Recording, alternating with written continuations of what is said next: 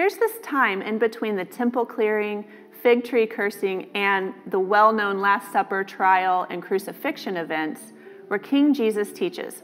Some of it exclusively to his disciples, and some of it to disciples, Jewish religious leaders, and anyone who was in earshot to hear. Though almost all of these teachings took place 2 days before the Last Supper, we will spend our time today looking at them. These teachings are recorded in Matthew 21 through 25 and are many times referred to as Jesus' parables.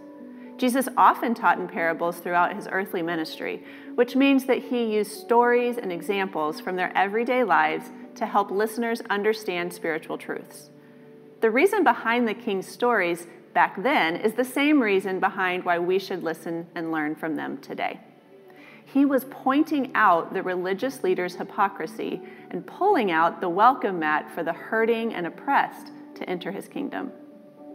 We too can read these stories and see our need to evaluate our hearts. Are there ways we live hypocritically, saying we believe this or that about our king, but live in a very different way? Or do we break down our walls of pride, our walls of I've got it all together, and instead run to our King for help, healing, and hope in our hurt and pain?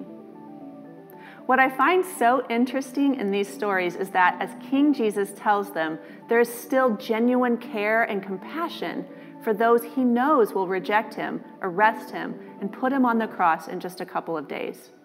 It reminds me of his answer to the religious leaders after they ask him what the greatest commandment is.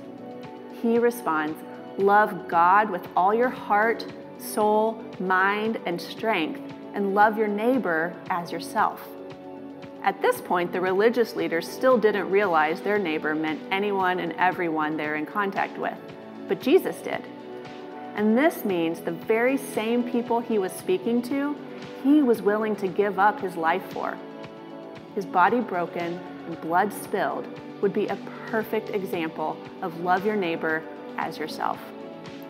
The challenge of this week is that so much is focused on the celebration of our King's resurrection that we forget that that you, that all of us are the hypocrites undeserving of our King's kindness. We wouldn't be able to experience the kingdom benefits without the King's sacrifice. These stories should serve as a reminder for us to evaluate our hearts, seek forgiveness for our hypocrisies, and actively love the oppressed and hurting. If this past year has taught us anything, it's that every day there is someone who is enduring hardship and pain. So instead of pointing the finger and making an excuse for someone's hardship, let's extend a hand in helping those around us. It's what our King did for us, and it's the story he's called us to embrace.